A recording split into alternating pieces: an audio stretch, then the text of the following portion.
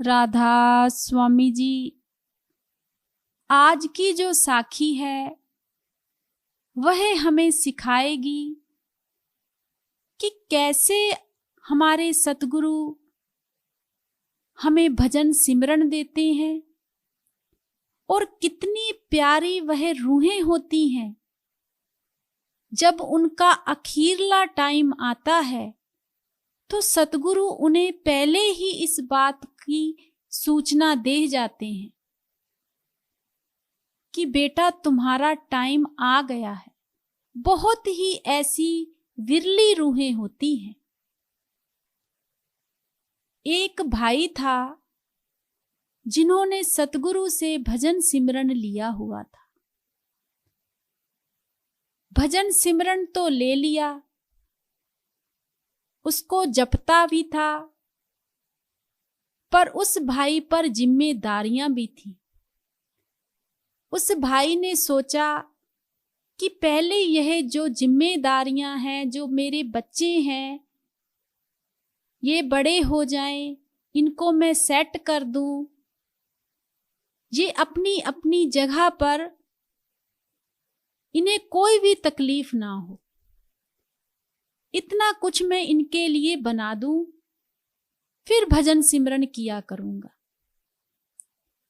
वह भाई भजन सिमरन पर बैठता था, पर पूरा टाइम नहीं दे पाता था, क्योंकि सारा ध्यान उस भाई का काम काज की तरफ ही था। अब उस भाई ने अपना एक बिजनेस भी खड़ा कर लिया। वह बिजनेस भी सतगुरु की दया से बहुत अच्छा चलने लगा। अब भाई ना तो सत्संग पर जा पाता था और ना ही सेवा पर जा पाता था। जब कभी टाइम मिलता था तो चला जाता था। एक दिन वह भाई सत्संग पर चले गए। जब सत्संग पर गए तो वहां पर उस भाई को उसके प्रेमी भाई मिले। तो उनमें से एक भाई कहने लगा कि भाई, सत्संग पर नहीं आते हो, सेवा पर भी नहीं जाते हो। तो वह भाई कहने लगा कि पहले जो जिम्मेदारियां हैं उनको तो खत्म कर लें, उनको पूरा कर लें, बच्चे अपनी अपनी जगह पर सेट हो जाएंगे तो फिर मालिक सब कुछ ठीक करेगा। बाकी वह जितना भजन सिमरन हमसे करवाते हैं उतना हम कर ही लेते हैं। तो वह भाई कहने लगा कि सत्संग भी बहुत जरूरी है और भजन सिमरन भी बहुत जरूरी है, क्योंकि भाई इन श्वासों का तो एक मिनट का भी पता नहीं। यह काम तो सब आते जाते ही और चलते ही रहते हैं। वह भाई यह बात सुनकर घर आ गया। जैसे उस भाई का काम काज चल रहा था, वह अपना काम काज करने लगा। दिन बीतते गए, काम भी बहुत अच्छा बढ़ चुका था, बच्चे भी बड़े हो गए, उनको भी अपनी अपनी जगह पर, जिस जिस जगह पर वह चाहते थे वह भी सेट हो गए। सब कुछ बहुत अच्छा हो गया। अब समय बहुत ज्यादा बीत चुका था। समय ऐसे ही निकलता जा रहा था। एक दिन उस भाई की जो माता थी वह बहुत ज्यादा बुजुर्ग थे। उस माता का भी भजन सिमरन बहुत ज्यादा था। तो वह माता ने अपने बेटे को कहा कि बेटा, अब तो तुम्हारी सारी जिम्मेदारी पूरी हो चुकी है, बच्चे भी बड़े हो चुके हैं, काम काज भी बहुत अच्छा हो गया है। अब इन्हें तुम छोड़ दो और अपना भजन सिमरन किया करो। जो सतगुरु ने तुम्हें दात बख्शी है उसे किया करो। इन श्वासों का कोई पता नहीं बेटा। तो वह जो भाई था वह अपनी माता से मजाक करने लगा, कहने लगा कि माता, अभी तक तो आपको कुछ नहीं हुआ, इतने बुजुर्ग हो गए हो, मालिक आपको तो लेने अभी तक आया नहीं, तो आप मुझे कह रहे हो मुझे कुछ नहीं होगा। तो माता कहने लगी, बेटा यह तो कर्मों का हिसाब किताब है। जैसे जैसे जिस जिस जीव के पूरे होते जाएंगे उसे मालिक अपने आप ले जाएंगे। यह नहीं सोचना चाहिए। तुम अपना भजन सिमरन करा करो बेटा। उस भाई को यह बात समझ में आ गई, तो उस भाई ने उस दिन से ही भजन सिमरन पर बैठना शुरू कर दिया। भजन सिमरन पर तो बैठ गया, पर मन बिल्कुल भी टिकाव नहीं कर रहा था। ध्यान इधर उधर भटक रहा था। ऐसे ही समय बीतता गया, पर उस भाई ने जो भजन सिमरन था उसे करना बिल्कुल भी नहीं छोड़ा, क्योंकि उसकी माता ने कहा था कि भजन सिमरन बेटा अब करा करो। अब वह भाई ने अपने 2.5 घंटे का जो नियम था उसको पूरा बना लिया। भजन सिमरन बहुत अच्छा हो गया। एक दिन वह भाई अपने भजन सिमरन पर बैठा हुआ था, तो क्या देखता है कि सतगुरु आए हैं और आकर कह रहे हैं कि बेटा तेरा टाइम आ गया है, जो भी तेरे लेन देन है उसको पूरा कर लो।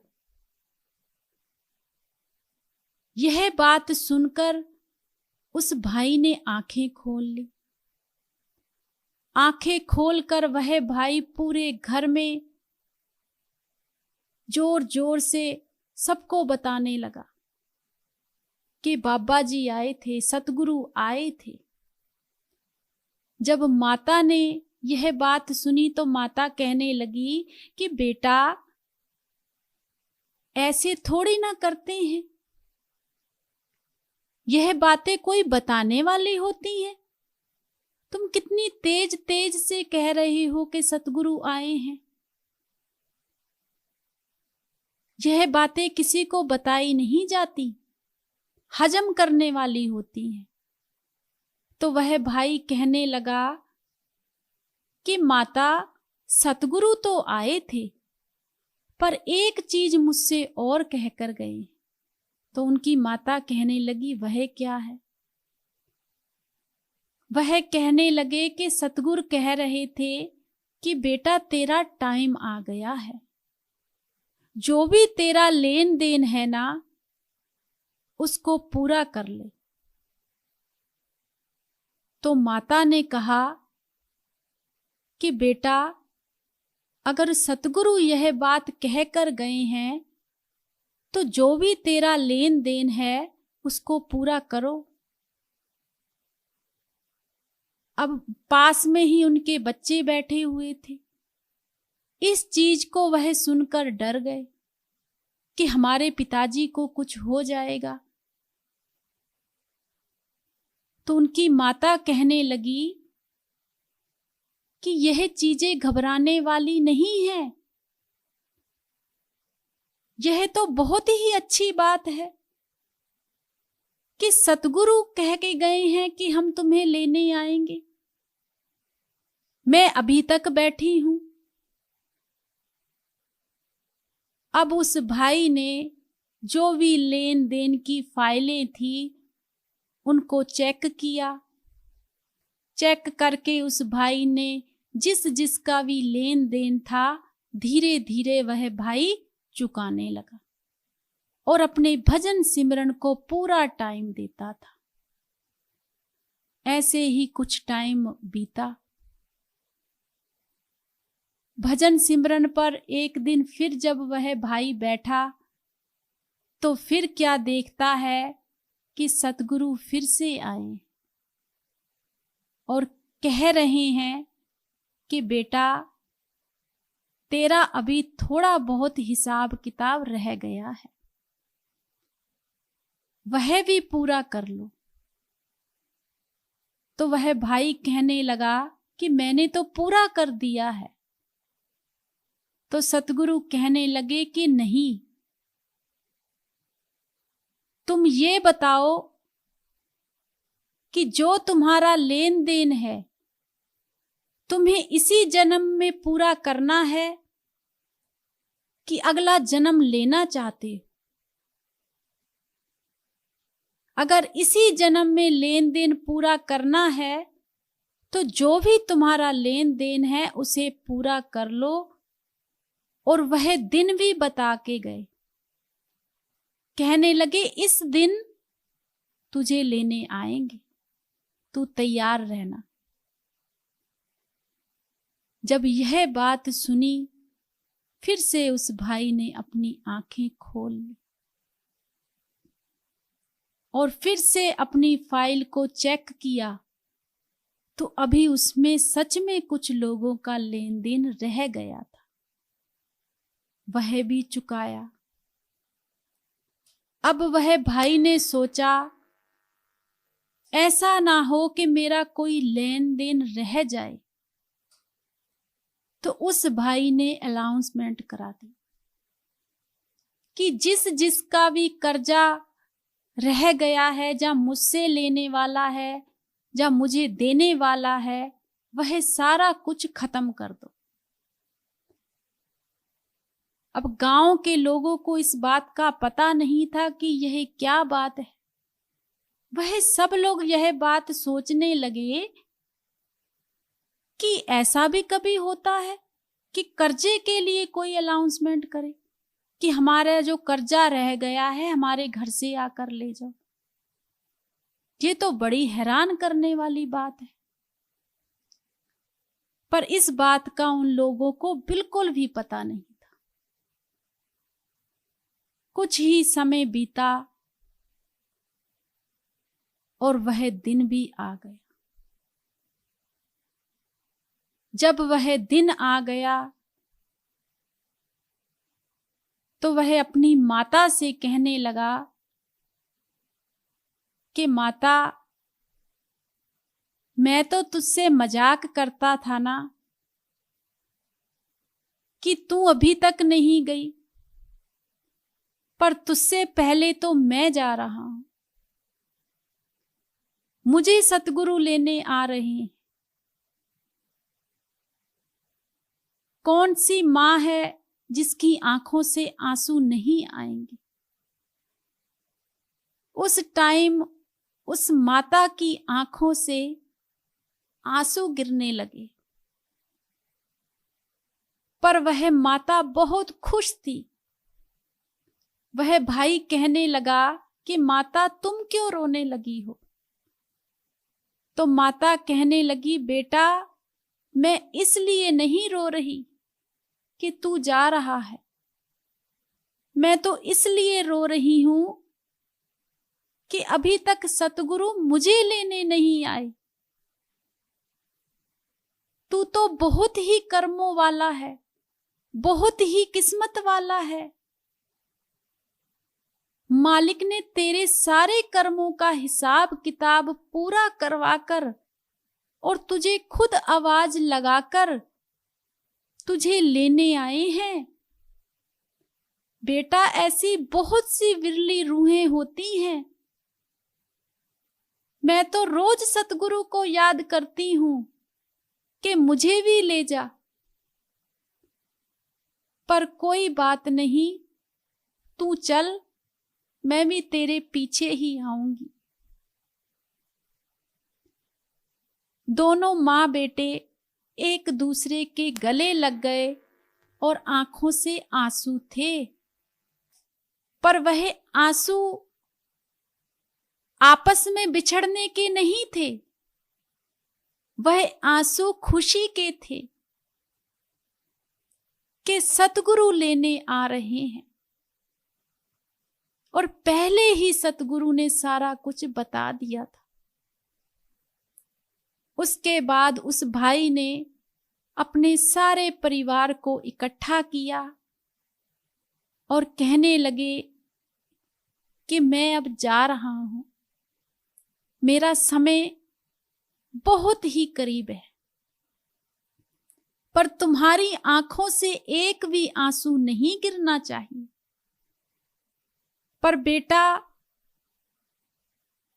कभी भी किसी का लेन देन मत रखना, किसी का 1 रुपया भी मत रखना, कभी भी किसी से कर्जा लेकर भूल मत जाना, क्योंकि सतगुरु एक एक चीज का भुगतान करवाते हैं और तुम्हारी आंखों से आंसू नहीं आने चाहिए, क्योंकि यह सब कुछ पहले से ही तय था। यह बात कहकर वह भाई अपने भजन सिमरन पर जाकर बैठ जाता है। कुछ समय ही भजन सिमरन पर बैठता है, उसके बाद वह भाई लेट जाता है। लेटने के बाद उस भाई के श्वास निकल जाते हैं। कितने भागों वाली वह रूह थी। यह साखी उन्हीं के परिवार में से उनके बेटे ने सुनाई है कि यह बात हमारे आंखों देखी है कि कैसे सतगुरु हमारे पिताजी को यह सुनेहा देकर गए थे कि बेटा, जो भी तुम्हारा लेन देन है उसको पूरा कर लो, इतने इतने समय बाद हम आपको लेने के लिए आएंगे। यह साखी उस भाई ने हमें बताई। तो कितने भागों वाली रूहें हैं, कितनी किस्मत वाली रूहें हैं जिन्हें सतगुरु खुद लेने के लिए आते हैं। तो हमें भी इनसे बहुत बड़ी सीख लेनी चाहिए। अगर हमने भी अपने सतगुरु से भजन सिमरन लिया हुआ है तो किसी से भी कर्जा लिया है या दिया है, जो भी लेन देन है वह समय टू समय जरूर निपटाना चाहिए,